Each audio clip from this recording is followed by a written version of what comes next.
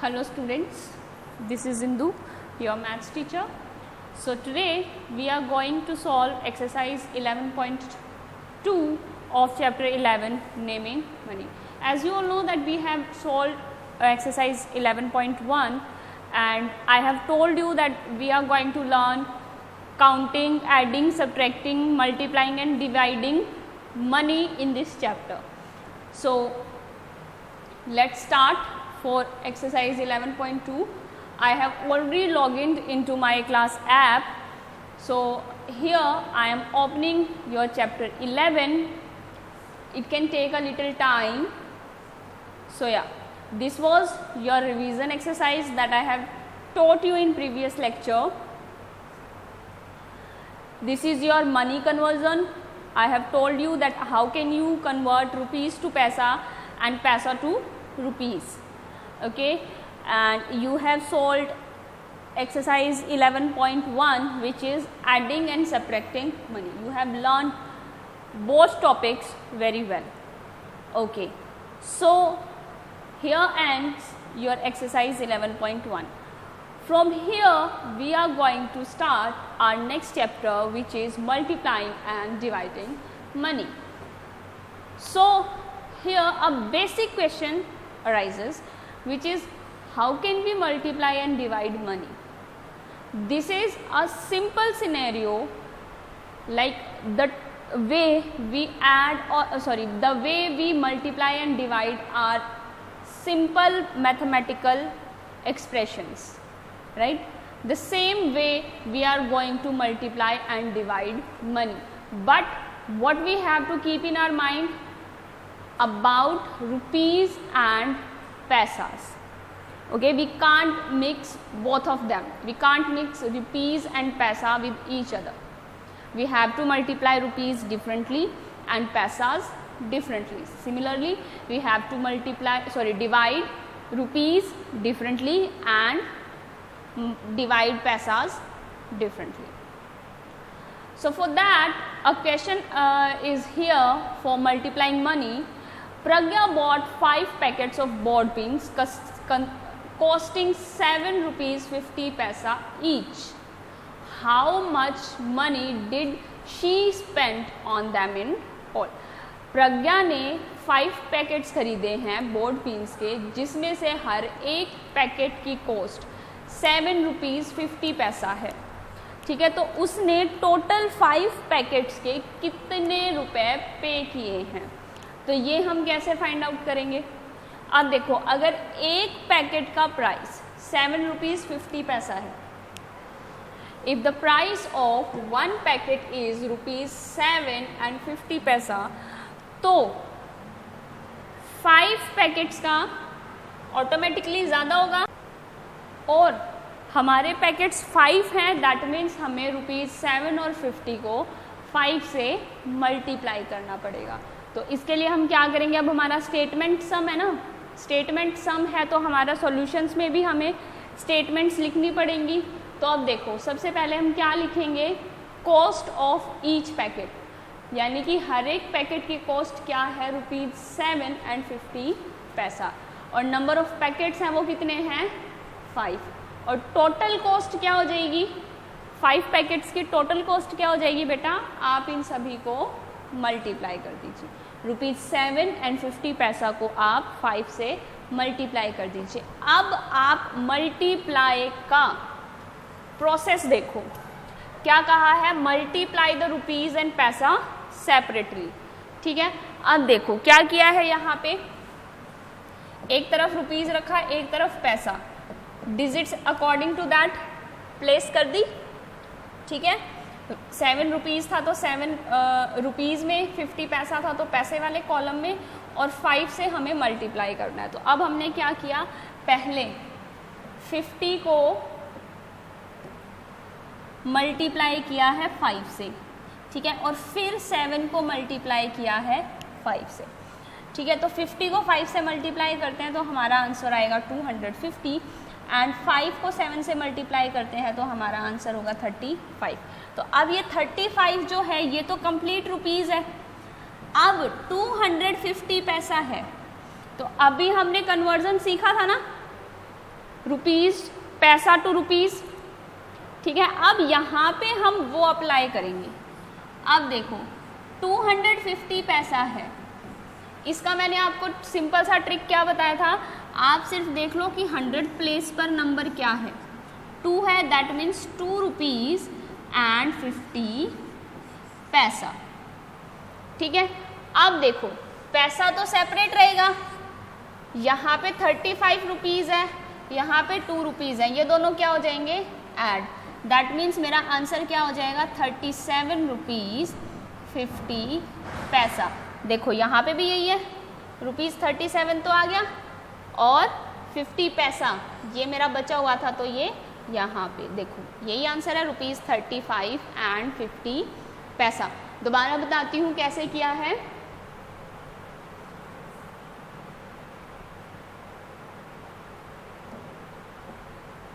Simply बेटा आपको कोई भी क्वेश्चन गिवन है, आपको सबसे पहले क्या करना है, रुपीज़ एंड पैसा को सेपरेट सेपरेट रखना है, ठीक है, आपको मिक्स नहीं करना है। फिर आप क्या करोगे, जिस भी डिजिट्स को एज मल्टीप्लाई दिया गया है, अब यहाँ पे देखो 7 तो है, ये तो क्या हो गया आपका 7 रुपीज़ 50 पैसा मल्टीप्लिकेंड, और 5 क्या हो गया आपका मल्टीप्लायर। तो आपका मल्टीप्लायर चाहे कुछ भी गिवन हो, आपको अपने मल्टीप्लायर से रुपीज़ एंड पैसा को सेपरेटली मल्टीप्लाई करना है। अब देखो पैसा आपका 50 है, दैट मीन्स आप क्या करोगे, पहले 50 को 5 से मल्टीप्लाई करोगे, तो इसने आपको क्या दिया 250 पैसा। अब आपने मल्टीप्लाई किया 7 एंड 5 को, तो 7 5 का क्या होता है 35, आपने पुट कर दिया, but this is not your answer. हम क्या करेंगे, हमें दिख रहा है कि 250 पैसा तो ज़्यादा होता है, ठीक है। आप पैसा जो है वो आप 1 पैसा टू 99 पैसा तक अगर गिवन है तो कोई प्रॉब्लम नहीं है, लेकिन जैसे ही वो 100 पैसा हो जाएगा इट विल कन्वर्ट इनटू 1 रुपी, तो आप 100 पैसा नहीं लिख सकते हैं, ठीक है। ऐसे ही आप 103 पैसा नहीं लिख सकते, आप इसको लिखेंगे ₹1 and 3 पैसा, ठीक है। This is how you solve all this, ठीक है। आप जैसे ही आपका पैसा जो है वो 100 पैसा तक पहुंच जाता है तो आप उसको 1 रुपी लिखते हैं, यानी कि अगर आपका 1 पैसा टू 99 पैसा तक किसी भी किसी भी अमाउंट के पीछे 1 रुपी टू 1 पैसा टू 99 पैसा तक है, तब तक कोई प्रॉब्लम नहीं है, लेकिन जैसे ही वो 100 पैसा हो जाएगा हम उसको ₹1 मान के चलेंगे, ठीक है।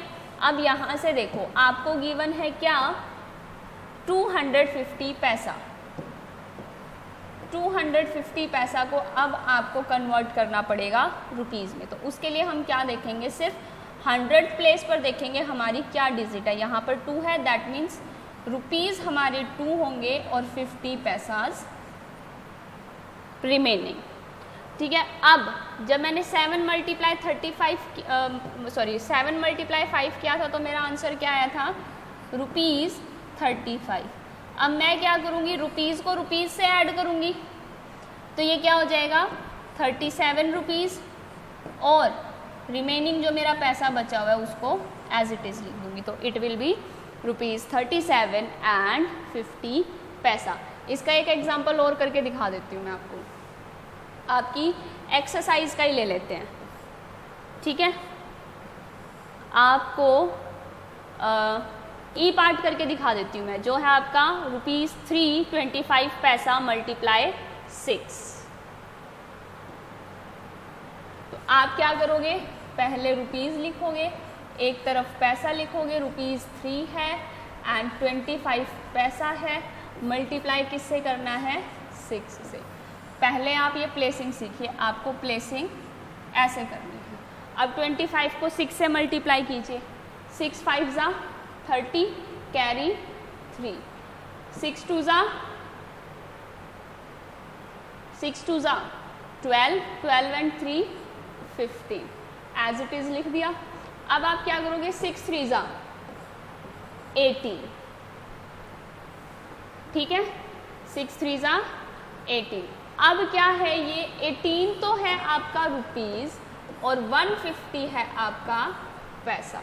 अब मैंने आपको क्या कहा था कि 100 से ऊपर होते ही पैसा 100 से ऊपर होते ही हमें उसको किस में कन्वर्ट करना पड़ेगा, रुपीज़ में। यहाँ पे 100 प्लेस पर आपका नंबर क्या है, 1, दैट मीन्स ये क्या है, 1 रुपीज़ 50 पैसा, और यहाँ से ये 18 रुपीज़ है, दैट मीन्स हमें इनको ऐड करना होगा। तो रुपीज़ में रुपीज़ को ऐड करते हैं तो ये क्या हो जाएगा, 18 + 1 19 एंड 50 पैसा हमारा रिमेनिंग। तो जब हम ₹3.25 पैसा को 6 से मल्टीप्लाई करते हैं तो हमारा आंसर होता है ₹19 एंड 50 पैसा।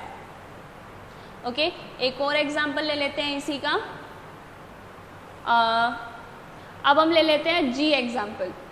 जी एग्जाम्पल है आपका ₹10 25 पैसा मल्टीप्लाई 7। अगेन क्या करेंगे, एक तरफ रुपीज़ रखेंगे, एक तरफ पैसा। कितना था, ₹10 25 पैसा मल्टीप्लाई किससे करना था, 7 से। कर देते हैं मल्टीप्लाई।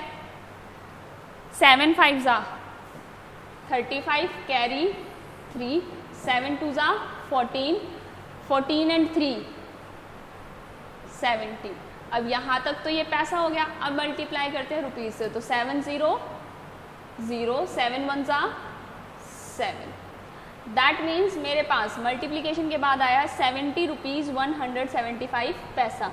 अब ये 175 पैसा है, that means I have to convert it into rupees. यहाँ पे मैं क्या देखूँगी, 100 प्लेस पर मेरा क्या डिजिट है, 1, दैट मीन्स ये क्या है, ₹70 प्लस 1 रुपीज़ एंड 75 पैसा। 70 और 1 रुपी को ऐड कर देती हूँ तो ये हो जाएगा 71 रुपीज़, और पैसा कितना बच जाएगा मेरे पास, 75 पैसा। तो इस तरीके से आपको मल्टीप्लिकेशन करनी है। आई होप आपको मल्टीप्लिकेशन समझ आई होगी। आप इसकी प्रैक्टिस कीजिए, आपको और अच्छे से समझ आ जाएगा। उसके बाद है आपका डिवाइडिंग मनी। अब जैसे हमने मल्टीप्लाई किया है, एज इट इज़ हम डिवीज़न करते हैं।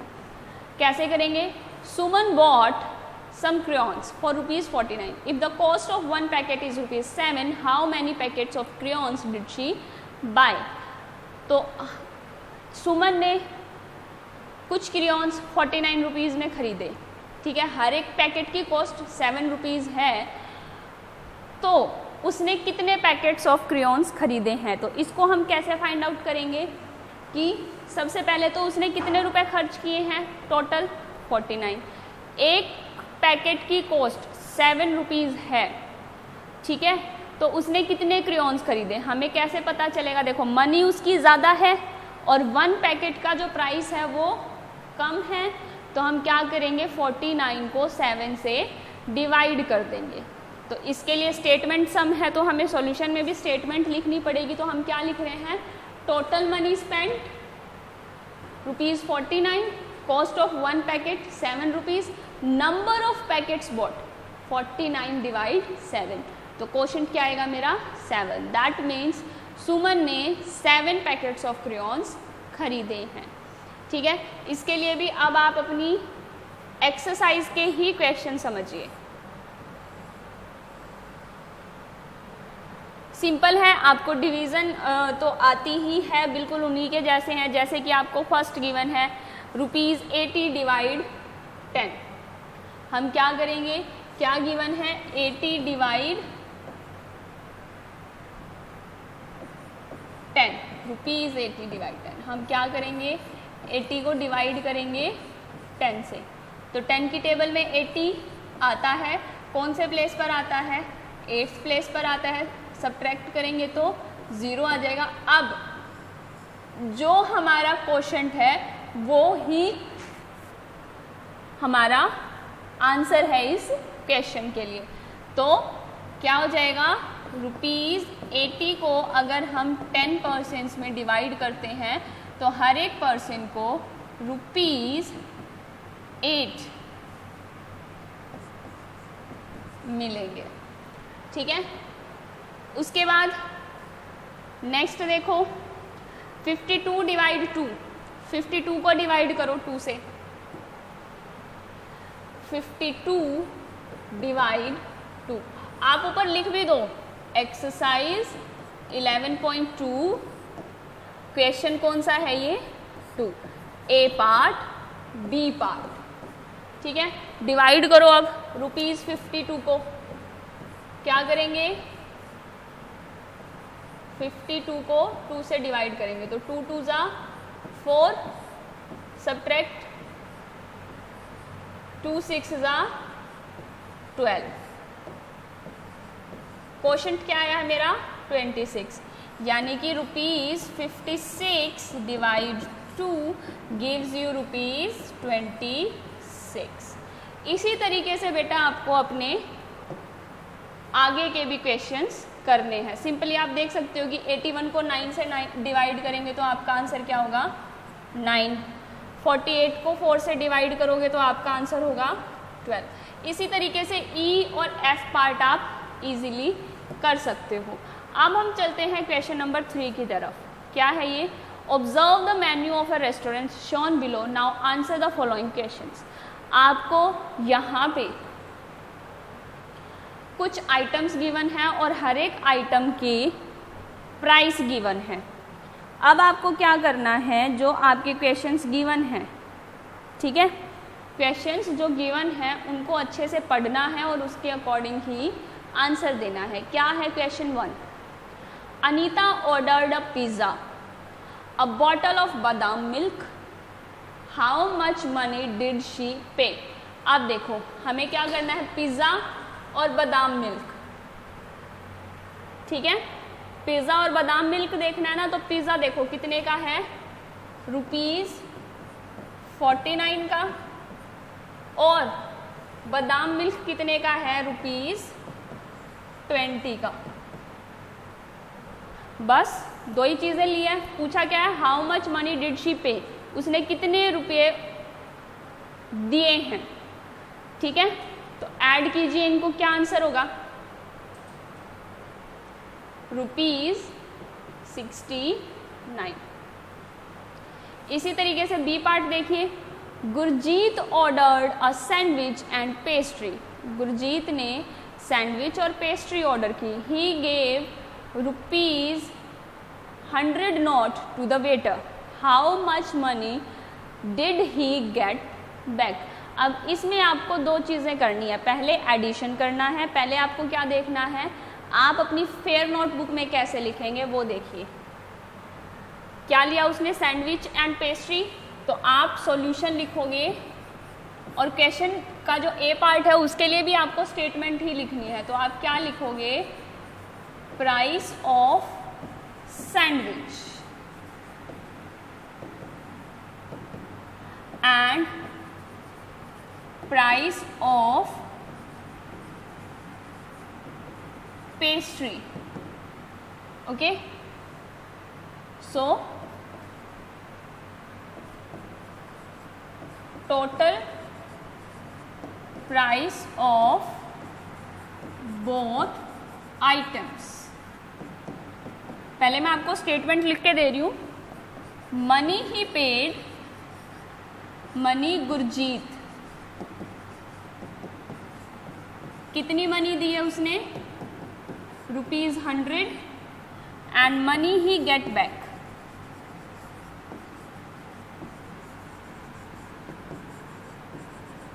इसी तरीके से आपको स्टेटमेंट्स लिखनी है। अब हम चलते हैं क्वेश्चन की तरफ। सैंडविच की प्राइस क्या है आपकी 25 और पेस्ट्रीज की प्राइस क्या है 65। इजी बोर्ड पे चलते हैं।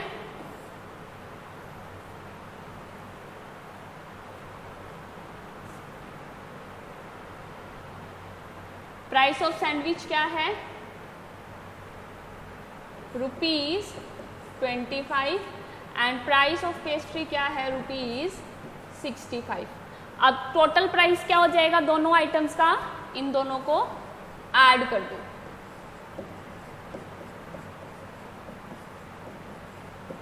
क्या होगा 90 रुपीज,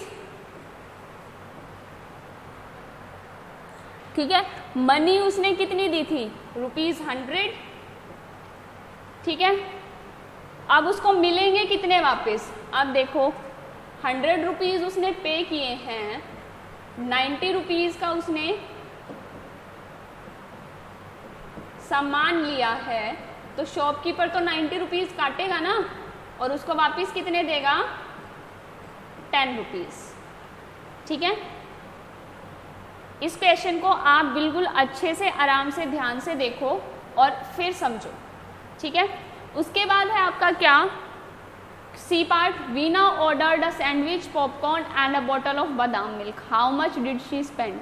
अब आपको क्या करना है, अगेन लिखना है price of sandwich, price of popcorn and price of bottle of badam milk.